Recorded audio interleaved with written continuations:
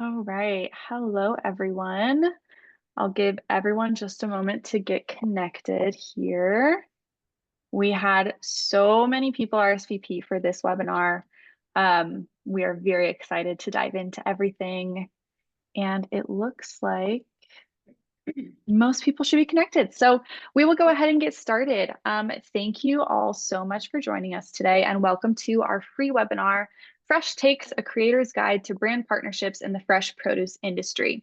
We are so honored to have the Sunset Grown marketing team with us today to help us learn how to get in with fresh produce brands who are starting to expand their marketing efforts. Today, we'll go beyond the recipe to learn how to elevate your content and make valuable brand partnerships for long-term growth. Just a bit of housekeeping before we turn the time over to the Sunset team. We will be publishing this recording as a replay in the Tastemaker Collaborative, so please double check your Zoom settings now and make sure that you stay muted at all times. And if you're not okay with being on camera in the replays, make sure that your camera stays off too.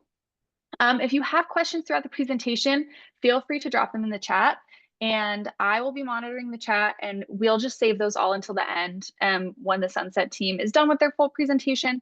And we can do a little bit of Q&A for about 10 minutes at the end of the webinar. And if you had a question throughout the presentation, we'll get to those at that time as well. And then speaking of the chat, we love when you chime in and participate in the presentation, but please remember to keep all comments respectful of both the presenters and your fellow attendees. And with that, Kira and Amanda, thank you so much for being here with us today. We will turn the time over to you and let you get started with your presentation. Great, thanks, Daphne. I think you have to go down. Yeah. Yeah, we're very excited to be here today, and I had the pleasure of attending the Tastemakers conference earlier this year. And during the roundtable sessions, there were a lot of questions about brand partnerships. I was the only person, only attendee from on the brand side at that table. And when Amanda and I were chatting about what we should talk to the team here about today, we thought that partnerships would be a really great place to start. So today, we're going to be starting to cover the unique opportunity to collaborate with fresh produce brands. It's a really big growing space within the industry. We're going to talk a little bit about industry insights and what brands are looking for from creator partnerships, and then some actionable tips around relevant information for successful partnerships and how you can move forward in your content and brand pitches and contracts. Yeah. So I'm Kira Posidich. I'm a brand manager here at Mastronardi Produce, working on the Sunset brand. I've been at Mastronardi Produce for 6 years, and prior to that, I have about over 10 years experience working in CPG and beverage alcohol in Canada and the US. And Amanda's going to introduce herself now. I'm Amanda Orr. I'm the communications manager here at Sunset. I'm newer to the team. I've been here just almost a year. And my background, I come from the agency side of things. So I previously have about just over 10 years of experience on the agency side of things, working with brands and businesses to build their marketing efforts. So we'll do a little bit of background about Sunset as well. So if you've never heard of us before, Sunset is part of Mastronardi Produce. And we are Mastronardi Produce is the largest vertically integrated greenhouse grower in North America. So we grow, distribute, and market tomatoes, peppers, cucumbers, berries, and lettuce. And we also have the Backyard Farms brand and the Queen of Greens brand. So fresh opportunity. The fresh segment and fresh produce, it's a really growing market segment in the industry. It is about $91 billion right now and growing. Fruits and vegetables on their own are growing about 4% year over year. And that's really evidenced by fueled by health and wellness and all of those trends in the industry. And what's really unique about produce is that there's so many segments within the category to explore. We focus mainly on tomatoes, peppers, cucumbers, lettuce, and berries, but within that, there's a ton of branded opportunities within the space, including, think about packaged lettuce, even complementary products like dressings and fresh juice. So it's not just, the average tomato or potato you might see on the shelf. And when it comes to the big opportunity here, produce is is relatively new to the brand marketing space. And when you think about all the opportunities in center store and consumer packaged goods, produce is really catching up to that. The industry is seeing a ton of growth and brands are really investing in marketing. And we're starting to catch up in a lot of those digital marketing efforts and overall spend. So it's a great time right now to get in on the kind of the ground level and partner with brands for really priming themselves for growth over the next couple of years. Yeah. So when it comes to fresh produce, what are brands looking for? Today, we're going to cover the kinds of content that get noticed by brands, how to align your values with potential partners, and some overview tactics for creating content that wins for both you and the brands. So some of this, it's very similar to other spaces. Brands are looking for that quality content with your unique point of view. Whether you're working within food or beauty or fashion, that's what brands are looking for across the board. So you really need to use your unique point of view, even with produce brands. Why do you love cooking with this ingredient? How do you keep your family healthy with your cooking choices? Or how do you shop for food that's going to make a difference in your everyday life? And bring this point of view into the content you create and use it to really generate that quality content. When we talk about quality content, I'm not just talking about a beautiful recipe shot or a beautiful recipe video. Brands are really looking for you to tell compelling stories that connect with your audiences. So we'll get into that a little bit later in the presentation. But this is really where you need to let you come through. Anyone can make that delicious recipe, but your unique point of view, your opinions, and the products you choose are really what are going to set you apart. And brands are looking for all of this so that they can help build their brand advocacy, because they want creators that are going to build those authentic and genuine consideration for their products through that brand advocacy. And nobody can do that like content creators. That you've got the audience, you've got the platform, and you've got those micro niche audiences that brands really are desperately looking to connect with. So how you support the brand and stay true to yourself. This might be, honestly, you might sometimes have to be honest, and that's okay. Brands are looking for that. And finally, it's extremely important to showcase measurable results. And we'll talk about this a little bit more as we get into the presentation as well, but marketing teams are under a lot of pressure to provide actionable results to leadership. So this means you need to demonstrate how your content is helping move that brand's needle. What are you delivering that is affecting their key performance indicators? That's what brands are going to be interested, because that's what they can prove to bring you back for more creative work in the future. Ooh, I'm sorry. I went way too fast. All right, so Amanda's going to talk to us a little bit more about specific ideas and tactics for content. But before we get into that, let's touch on some best practices within the industry. So regardless if you're a big creator or you're just starting in the industry, there's some couple key points that if you follow, I think will set you up for success and really cut through the noise and help your content stand out to brands. So number one is value alignment.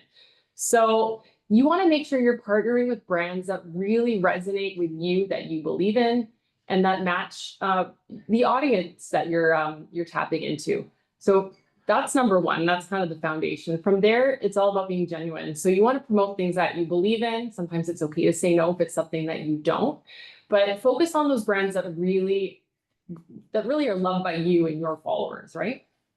And then we also want to make sure we're being selective.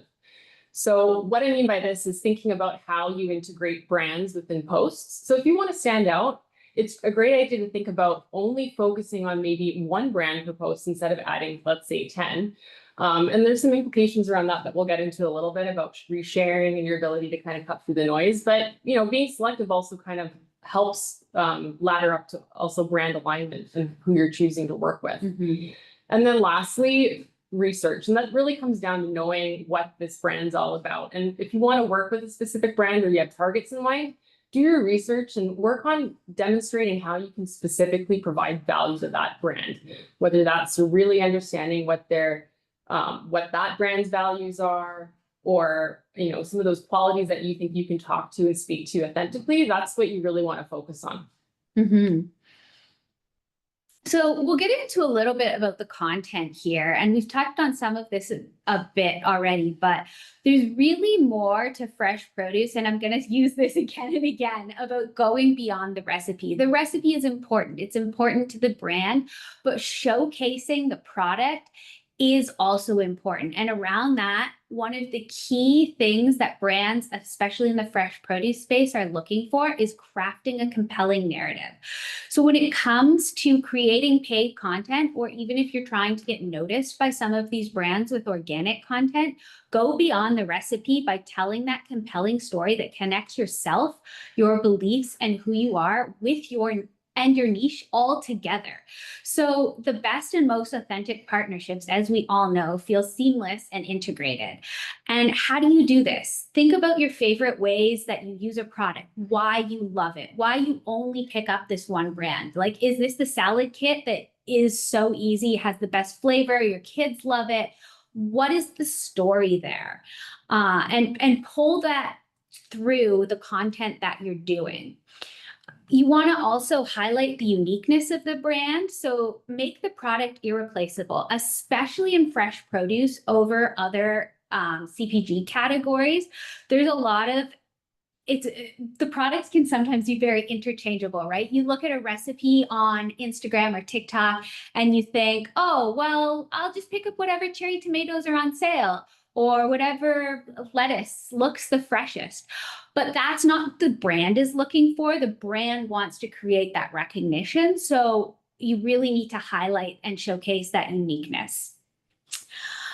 And then when it comes to highlighting the brand, you got to be sure you're integrating the brand early into the post, because as we know, there's drop-off rates with viewing.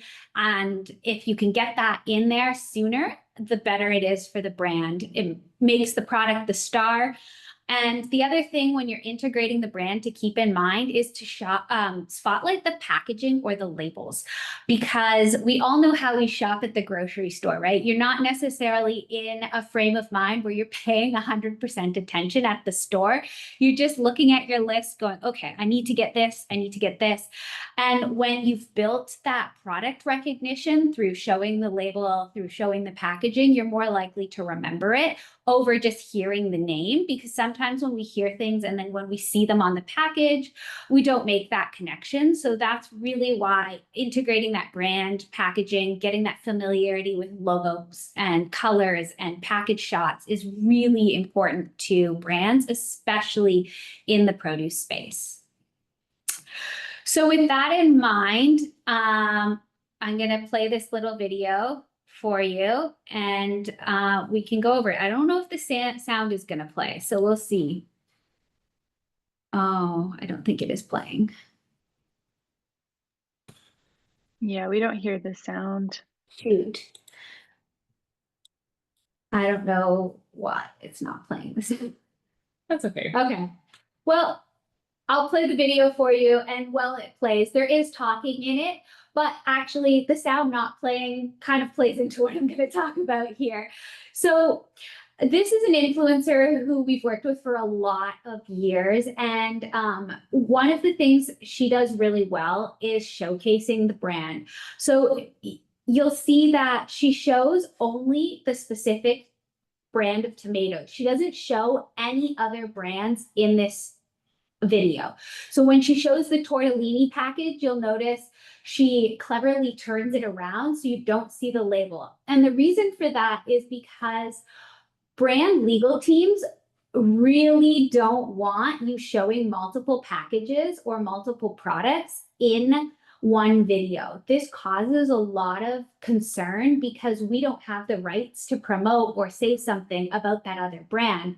So when you're thinking about creating content for a brand that you love, when you're putting multiple products in that piece of content, you're making it less likely that one of those brands is going to be able to pick up and share your content as UGC or use it in the future, because their legal team is likely going to come back and be like, well, you know, you show the mayo jar and we can't promote that.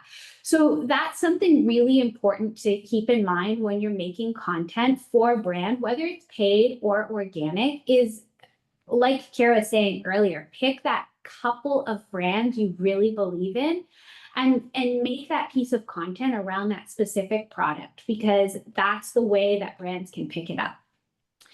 So on top of that, we really want to make the product, as you can see, is the hero here. It's a main part of the recipe. She does a really good job of showing the packaging more than once. She shows it at the beginning and she shows it at the end. She also says the name of the product multiple times throughout the recipe. And she specifically calls out the qualities of the tomato that are going to make this recipe stand out. So she talks about how these tomatoes are juicy and they're meaty. So that's something like when you're thinking about a pasta, really delicious, coming across in that tomatoey pasta. And the other thing is, even with the sound off, you could see her personality really comes through, her unique perspective. She has an interesting way of pronouncing some things that's really fun, and she really gets into it. So this isn't just about this recipe. This recipe is really good. It looks great, but it's also about the product. It's about connecting food with how we eat. She talks a lot about the fall and how this is cozy. And so it's all those things together. All right, countdown's in play. So with all of that in mind, we know that you can't sit around and wait for brands to come to you. You have to be proactive. So this is some of the things we're looking for in a pitch. One of the things to really keep in mind when it comes to pitching, working with brands, is that brands get a lot of these requests. Some days we honestly there have been days where we've got 3 or 4 requests come through for partnerships. So how are you going to cut through that noise, knowing that these pitches are coming through on a regular basis? So you need to really cut through that noise by standing out. And how can you stand out? Well, there's a few ways. So it starts by really defining and understanding your niche. What's your uniqueness, your point of view, your audience? And how can you use that to the brand's benefit? So like Kiera was saying earlier, brands are really looking for those specific partnerships to reach those targeted audience. Know your audience and define your audience and use that in your pitch. So when you're coming to a brand, be like, I've really got this engaged audience of moms who have, kids under 3 or whatever the case may be, but know that, understand it, use it to your advantage.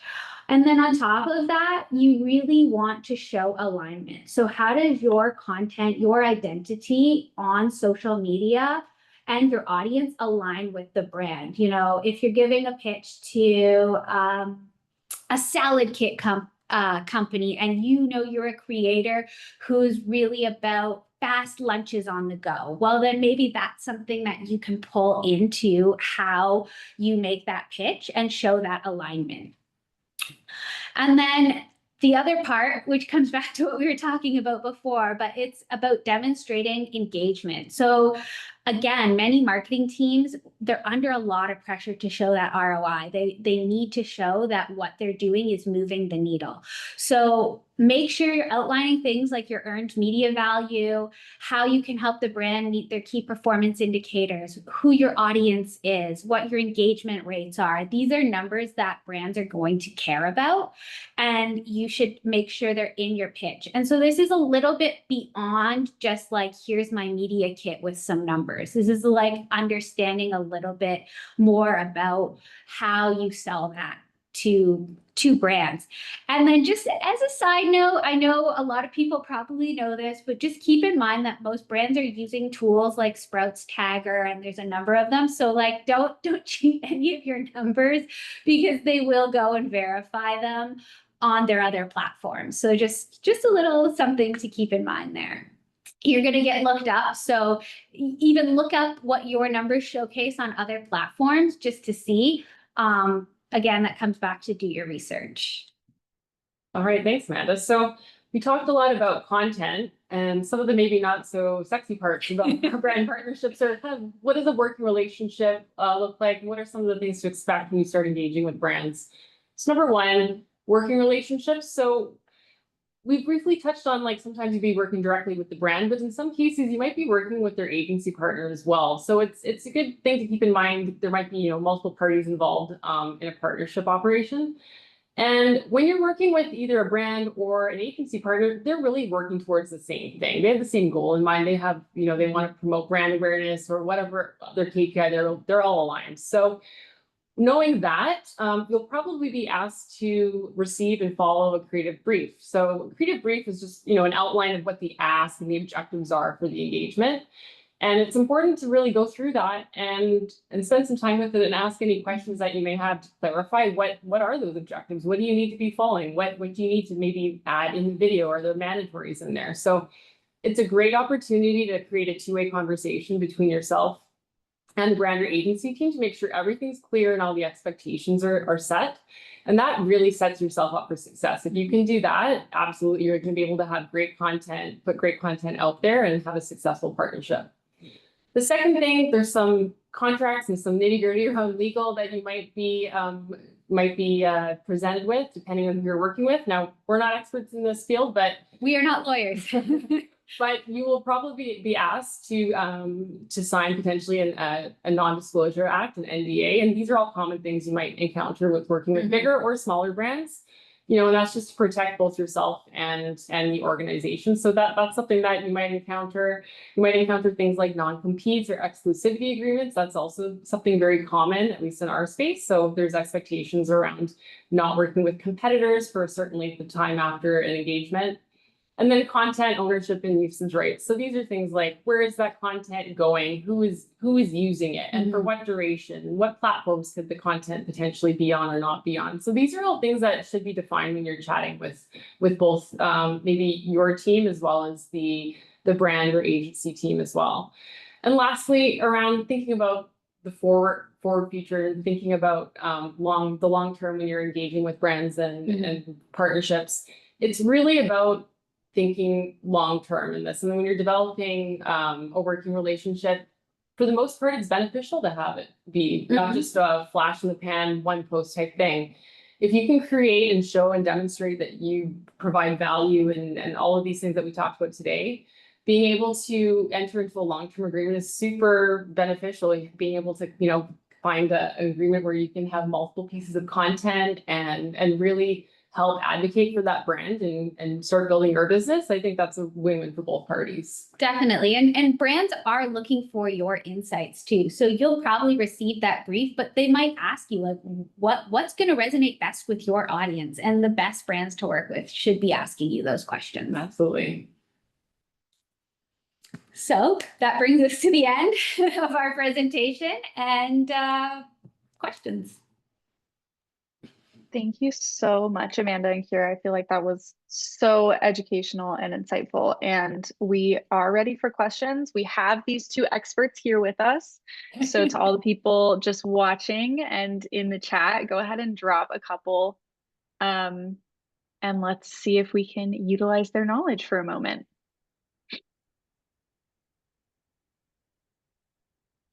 And this is that awkward moment where everybody's typing and everybody's waiting for someone else to type.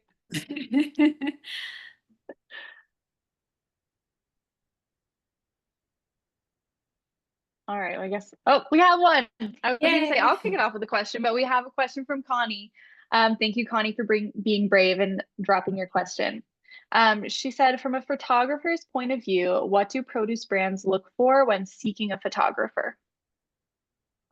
That's a good question. Do you want to take that one? That's a great question. I think for us, it's really about demonstrating your portfolio and experience in food. That's number one. So we've gotten a lot of pitches from photographers that don't have necessarily food or CPG experience. And I think being able to showcase that within your portfolio is number one. I think two is how you integrate the package and showcasing the product within whatever that subject is, whether it's something like this where you see like great guacamole and being able to tell that story and highlight the product effectively. That's another thing we're looking for. It's like, how do you integrate that within the image, within your composition, and how does that shine? Yeah, anything else? I don't know, even showcasing your setup, because like we've worked with people who have like the full setup maybe. Yeah. Nice. That's great. Okay, Teresa says, what is the strategy to accessing the correct person to send the proposal to? So when it comes to pitch emails, I'm guessing, how do you make sure you're getting in contact with the right people? Usually if you send a message through, you know, the page, so whether it's TikTok or Instagram or Facebook, whatever the case may be, typically somebody from the brand or from the agency side of things is going to get that, and they'll usually pass through an email address or more information from that point on. Otherwise, it can be really difficult to know who to get in touch with. So it's probably best to go through the pages themselves. Also do a little research on the brand or services website. Sometimes you might find contact kind of deep in there around partnership requests or, you know, even other opportunities or contact information. So look there too, because oftentimes the right person will be there. And also use LinkedIn. That's also Yeah, a good tool LinkedIn is good. to find who the decision maker for that particular brand. So looking for people with titles like communication manager, brand manager, director of marketing, those types of people are always Yeah. great to reach out to. Yeah, I love that. I think LinkedIn is a slept on social media tool. Absolutely. Okay, from Jenna. In 2025 to 2026, are produce brands still interested in working with creators on sponsored blog posts, or has it shifted to primarily social content? I think that's a fabulous question. That is a fabulous question. I don't know if we could speak to that Across the industry. across the industry. I think that's an interesting one because I think there's been a shift over the last couple of years for content. And it used to be all blog related, Yeah. and now we're seeing a lot of, you know, seeing the growth of TikTok explode over the last 5-6 years. We've Yeah. seen, you know, a lot of that content lives natively on Instagram and TikTok. But I think the blog, maybe correct me if I'm wrong, I think the blog is coming back. We see Substack becoming a Yeah. huge in part of, you know, the tool belt for like a lot of brands and creators. And I think the way people consume content is potentially changing and shifting. So I think as a creator, being able to showcase that you're present on a number of different platforms, like The blogs are diversity. great for sure. And it's a great place when you start in search, right? Google search, but also being able to create those touch points across different media, including Instagram and TikTok. So I would encourage anyone to make sure that you're highlighting your presence across all of those platforms, including your blog or Substack or whatever that may be. And I think that really helps stand out as well. Yeah, I think definitely with the fracture of social media, more platforms, people splintered in more places now. Brands are also looking to pull together platforms they own. So like email marketing and like Kira was saying, Substack. So those are places where I think there's still a place for blog content. Absolutely in 2025, 2026. So no, I don't think the blog is dead. Love that. That was a great answer. Thank you. Eric says, what is the best way to communicate my knowledge has a strength? I have spent 5 years traveling the country in my RV, visiting produce departments all over the country and trying everything I can get my hands on. I mean, that sounds like a great pitch right there. You know, you start that story that immediately draws you in, right? Like you think, oh, this guy's been to how many produce companies? What does he know? And maybe that think about too how you can stand out in your pitch in like, are you just sending a PDF? Or maybe are you sending a little video? Like that's content that you've collected over the last 5 years and a little narrative. Like there's different ways to approach it beyond just like, oh, I send my media kit PDF. Because I think again, that's like cutting through the noise piece of it. Yeah, absolutely. If you can integrate that right in the email or the message, so it's, you know, right there when you open it, absolutely, that's going to help you stand out. And yeah, authenticity with your story. Figure out a way to cut through. And I think if you share a story like that, you're going to get noticed. Mm-hmm. Yeah, agree. Okay, and then Connie's back, and I think this will be our last question. She's just asking for a little bit of clarification, Amanda, when you said to show your setup, like as a photographer. She's wondering what exactly you mean by that. Are you just generalizing the studio setup? And she said, yes, she's a former chef, so she gets it. Yeah, like even just outlining that you're a former chef, that's important. And like showing your studio space, like what do you have? Like, what's your process for that? Because there are some food brands are looking for, you know, the setup where you can toss the food, for example. Like I know that's a whole thing. Some brands just want to do like a lay flat. I think it really just depends on what people are looking for. Yeah, and too, in a pitch, if you're able to highlight any past work besides just, you know, stuff that you've done just for free or whatever, but if you've worked with any other brands before, or you have examples of things that have been, you know, used or picked up for advertising or anything like that, showcasing some of those wins are also really helpful and demonstrates that you have, you know, experience and the chops to do it for sure. Mm-hmm. Nice. Connie, I hope that clarifies. I think she said thank you, so I think it does. Right. All right. Well, we are going to let Kira and Amanda go. They have shared so much knowledge with us, and we're so grateful that they came to share. And we will have this session up for you as a replay in the Tastemaker Collaborative within the next couple days. So be sure to keep an eye out for that. Before you go, Kira and Amanda, where can our listeners get in touch if they'd like to learn more about the strategies you shared today or just to talk with you guys more? You can reach out to communications@sunsetgrown.com. And we both get those emails. Yeah, we'd love to answer anything following this webinar. And Daphne, thank you for having us today. It's been a blast. Yeah, thank you guys for coming. And for everyone that is listening, if you found today's topic inspiring and informative, we would love to invite you to join us for Tastemaker Conference 2026 at the JW Marriott Los Angeles LA Live on January 9th through 10th. Sunset is one of our incredible sponsors who's coming to the conference as well. So that would be a great place to continue this conversation and make connections with this incredible team in real life. We are so grateful for their support, and keep your eyes peeled for our next webinar here in the Tastemaker Collaborative. We aim to do one free webinar per month, and you can always count on us for education and support wherever you're at in your food blogging journey. You can also always catch up with us by tuning into Tastemaker Talk, which is our podcast that releases every Monday.